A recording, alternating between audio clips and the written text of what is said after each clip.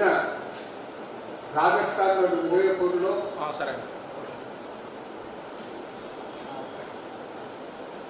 Taylor Kanhaiyalal కిరాతక హత్యను Congress party తీవ్రంగా ఖండిస్తుంది. ఈ సంఘటన ప్రభావం రాష్ట్రంలో పడకుండా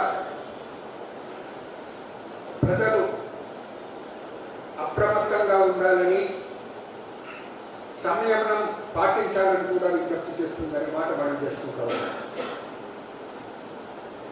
ఈ సంఘటనకు మోడీ, అమిత్ షా, నడ్డాలదే బాధ్యత.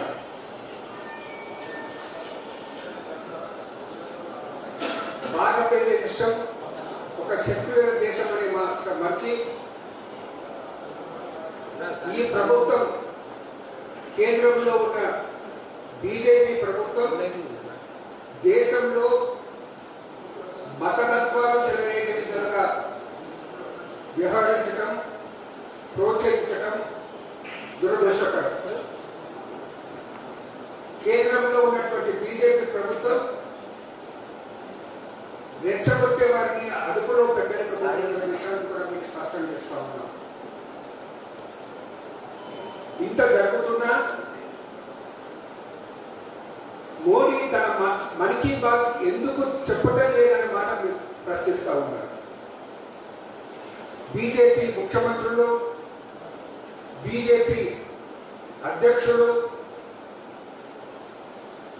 అక్కడ దేశంలో ఉన్నటువంటి అధ్యక్షులు, ఇక్కడ రాష్ట్రంలో ఉన్నటువంటి అధ్యక్షులు కూడా, అమిత్ షా కూడా ఏదైతే మాట్లాడుతున్నారో, ఏ విధంగా రెచ్చగొట్టే విధంగా మాట్లాడుతున్నారో ఆ మాటలను మోడీ గారు ఎందుకు అడ్డుకోలేకపోతున్నారు, ఆయన ఉద్దేశం ఏంటి అనే మాట ప్రశ్నిస్తున్నారన్న మాట మనం చేస్తా ఉన్నాం.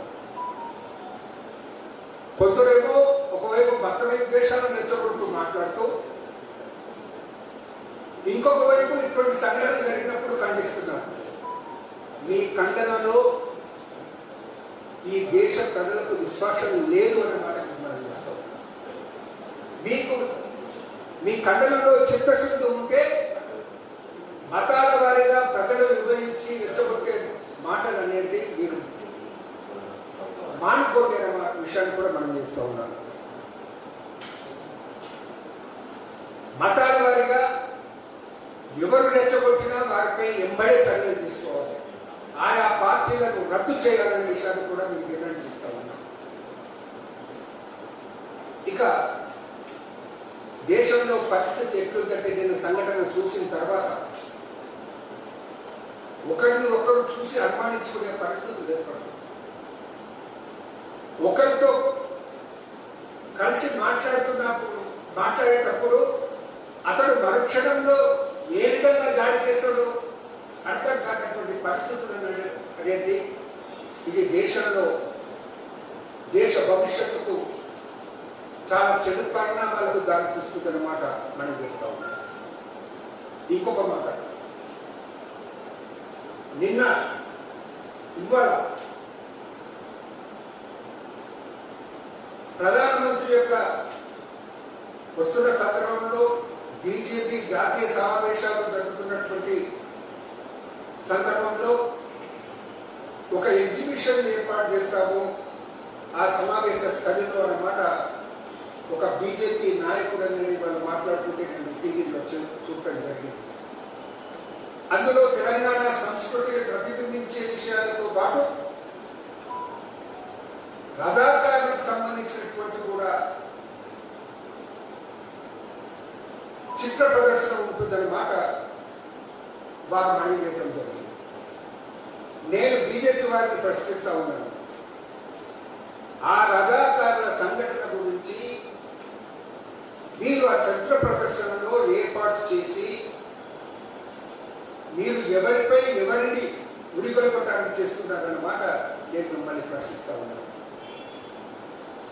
ఒకవేళ రథాకారులకు ఆగడాలనే మీరు చిత్రరూపంలో అక్కడ ప్రదర్శించబోతే మీతో నేను డిమాండ్ చేస్తా ఉన్నాను,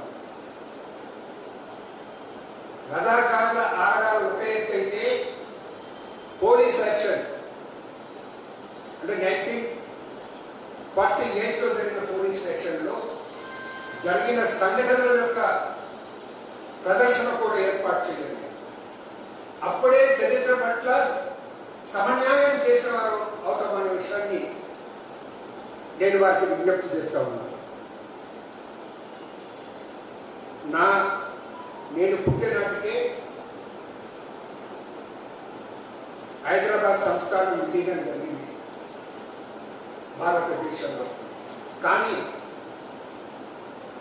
మా పేరెంట్స్, మా ఫోర్ ఫాదర్స్ బతుకు ఉన్నవారు, వారు అప్పట్లో నా చిన్నతనంలో అటు రజాకార్ సంఘటనల గురించి కూడా నిర్వహించడం జరిగింది, చెప్పుకోవడం జరిగింది, కథలుగా కూడా చెప్పుకోవడం జరిగింది. అదేవిధంగా పోలీస్ యాక్షన్ మొదలు కాగానే ఇతర వర్గాలపై కూడా ఏ విధంగా చర్యలు జరిగిందో అది కూడా కథల రూపంలో చెప్పుకోవడం జరిగింది. నిజంగా మనం అనేది కొన్ని పాత సంఘటనలను మర్చిపోయేసి మనం ముందుకెళ్తేనే ఈ దేశ భవిష్యత్తు, ఈ రాష్ట్ర భవిష్యత్తు ఉంటుంది. నాది 70 years ఏజ్. నేనే అప్పుడు నేను పుట్టిలేను.